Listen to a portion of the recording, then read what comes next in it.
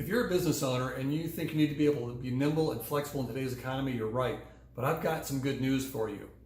As businesses were told to shut down across the country, one of my clients was able to completely change how he did his business in 3 days and take advantage of a lot of opportunities. So here's what he did and here's what you can do. Get really clear on why you started your business in the first place. The why is the motivation for you, it's the motivation for your team, and it's the thing that attracts people to you to purchase from you. And know exactly what you do and what you do that's working. So make sure you capture and identify what things are working in your business and document those things as processes. Find out what's not working, fix those and document those. And then now you have something you can refer to all the time, so everybody does it the same way, the same time, and you can train new people coming in. And so when you do this, you've got some really clear, simple processes and systems that you can reflect back to and have your team work from all the time.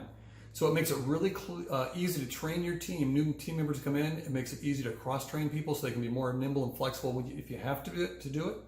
And for our client who did this, what happened is they had more time to focus on what's important in his business, because most business owners don't have that time because they're fighting fires and fighting the chaos and having to follow up and follow through with people. But also it allowed him to do the things that he really enjoyed in his business instead of the things that were drudgery. So the results were he had more free time, actual free time. He enjoyed going into his business again. And for many of you, when was the last time you really enjoyed being in your business? Look forward to going in because it was fun. And then increased his income in a time when everybody else was shutting their doors.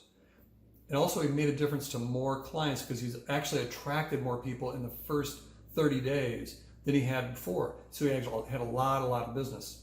So if you're interested in learning more about how to do this, go ahead and type freedom in the comments below and I'll get back with you and give you more information about this. By the way, my name is Keith Copeland, and I hope you enjoy the growth, the stability, and the fun that you're going to have in this new business that you're creating.